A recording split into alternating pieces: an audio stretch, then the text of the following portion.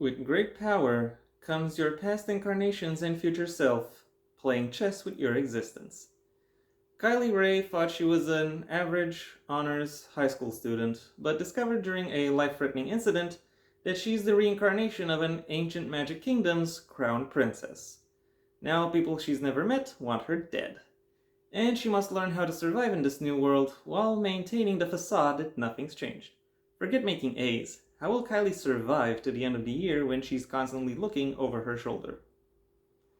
Hello everyone, and welcome once again to the Heir's Lair. I'm your host, Jonathan Taylor.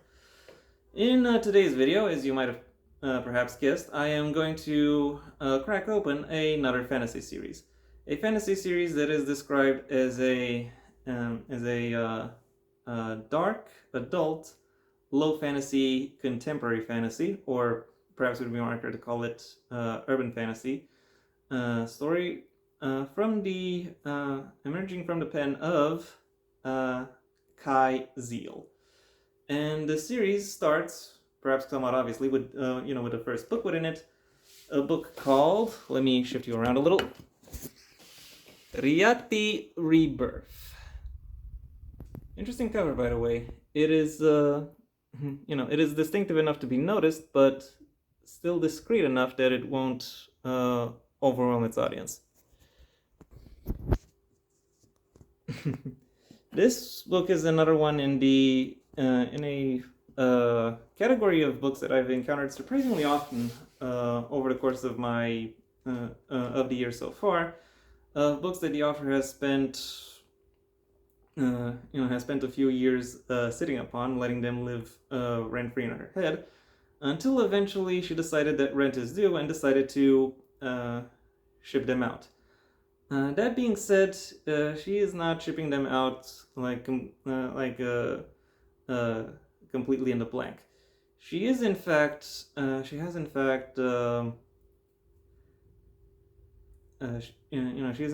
providing some level of assistance.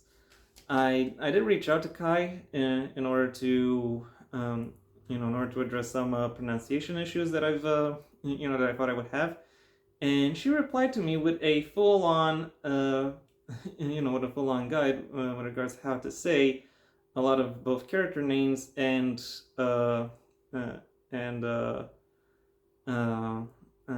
various other in-universe designations. So I can fairly safely say that she does actually have a lot of passion for what it is that she is writing about.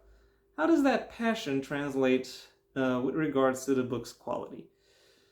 Well, the TLEW of this review is, if I were to look at this book from a narrative perspective, there are setups that get paid off.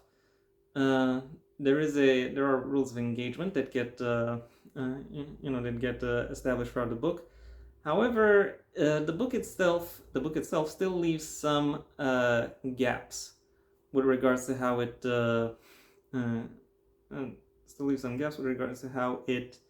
handles itself, how it presents its content, and those gaps, unfortunately, add up to make the entire reading experience somewhat more underwhelming than it could have been.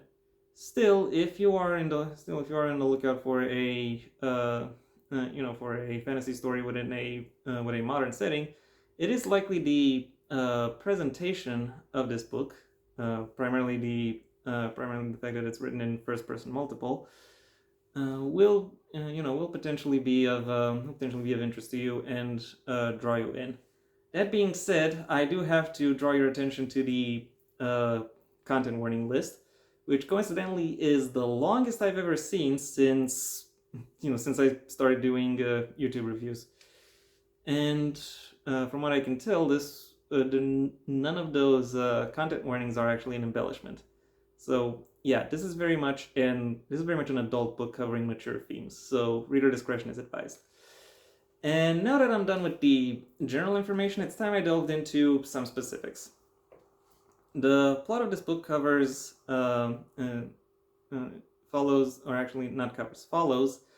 Kylie Ray, as well as her two best friends, who who after a particularly strange or disturbing incident, learn that A, reincarnation is real, and B, someone is after Kylie Ray because of who she was in a past life.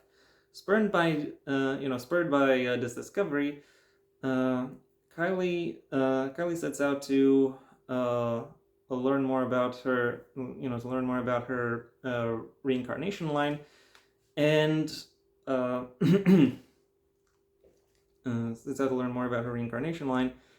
Sets out to learn more about the sets out.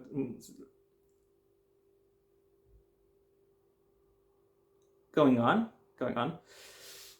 Spurred by this discovery, and with the help of her reincarnation line, Kylie ends up researching as much as she can about this new world, and in order to contend with this new threat. At least that's what I assume the intention would have been. However, going through the book, it unfortunately doesn't really tackle the awe and wonder that this that this premise really could have really could have handled, or really could have presented. Instead, it presents the supernatural aspects of the world as a burden, an imposition, a chore, something else that a task in a longer list of tasks that Kylie has to deal with in order to as part of her day-to-day life. So it's wake up, go to school, deal with the effects of your powers in school, get back home, do your homework, learn about the supernatural, go to sleep, and then do it all over again. Now, don't get me wrong. The problem isn't that these things are. The problem isn't that the supernatural has been anchored within a routine. The problem is that the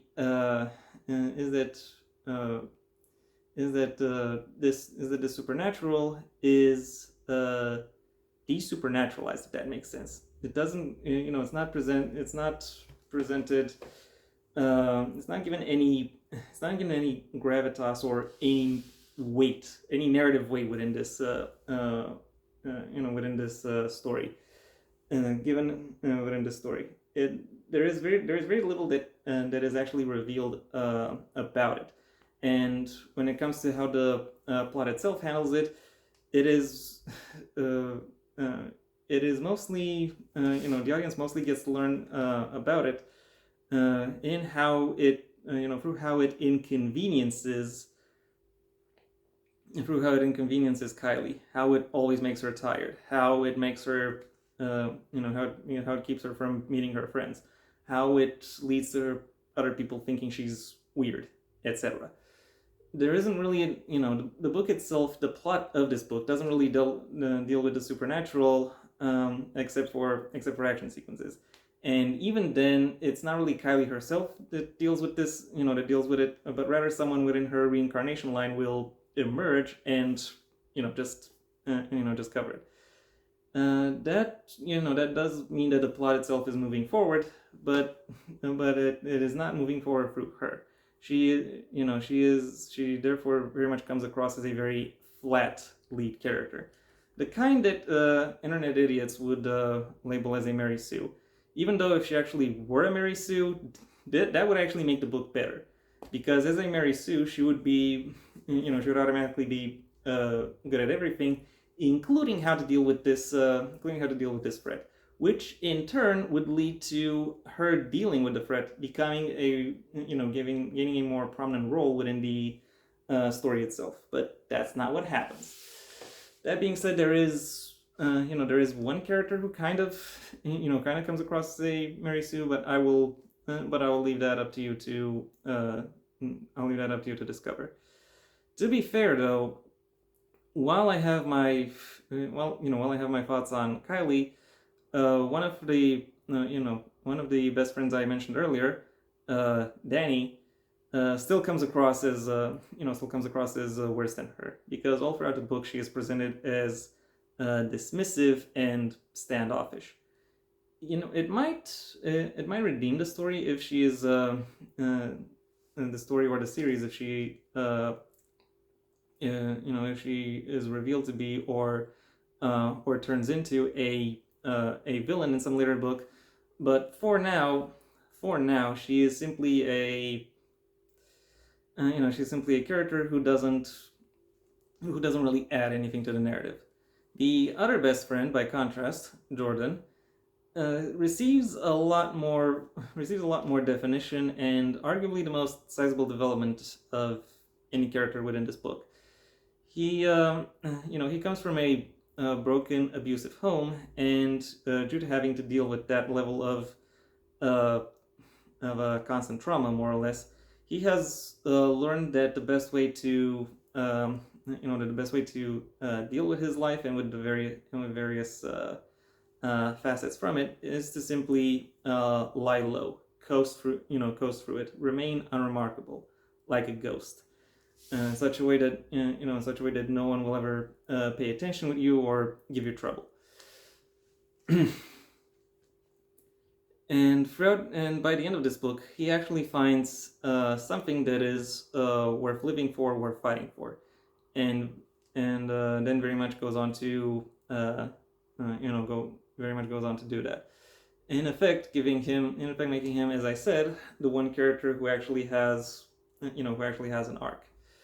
The rest of the cast consists of either bit players that move the plot 1% further, or a somewhat more nebulous subset of side characters who receive some level of development, but mostly are there to act as foils to each other or to any of the leads.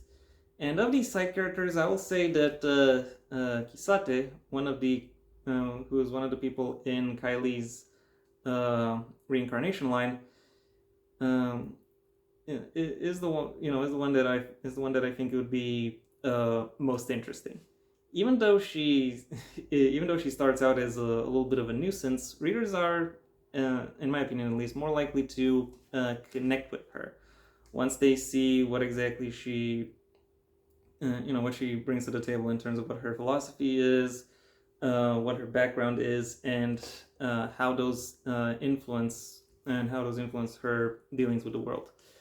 And speaking of the world, unfortunately, I can't really say much about the world building because, as I've already alluded to earlier, all of the points of the story where the world building can be expounded upon are presented as chores, are presented as something that is intrinsically uninteresting. And it doesn't matter if that's just one character's opinion. That is the lens through which the world is nevertheless presented throughout most of the book, and therefore and that really saps a lot of the interest and a lot of the fascination, a lot of the discovery that could have been intrinsic to how the world itself is presented. The one exception to that, where the world building actually, is actually delved a little bit into, and where it actually has some level of meaning, it comes across in the action scenes and the climax.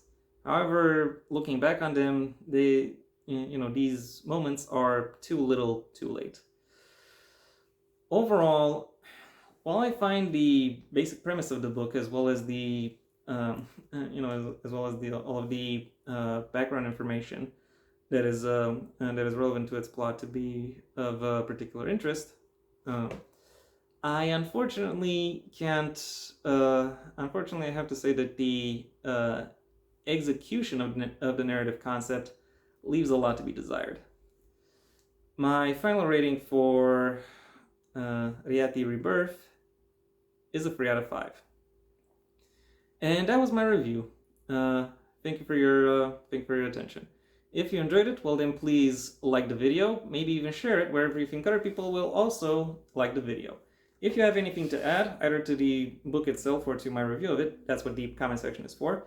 And if you want to see when my next video gets released, well then please subscribe. And ideally also ring the bell or do whatever else YouTube will ask of you in order to keep you notified. Sorry about that.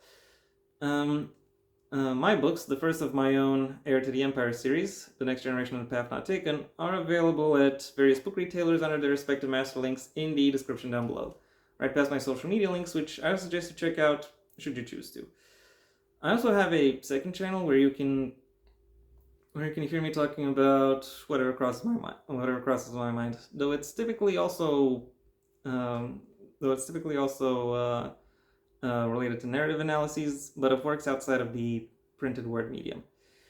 If you are interested to know more about my thoughts, about the printed word medium, then I suggest you stay on this channel and go for my extensive backlog of book reviews, writing advice, and miscellaneous connected topics. If none of those interest you, then I suggest you go ahead and do whatever you want the rest of your day, because it is your day after all. And yeah, that was it for me. So, until next time, I'm Jonathan Taylor, and this has been The Heir's Lair.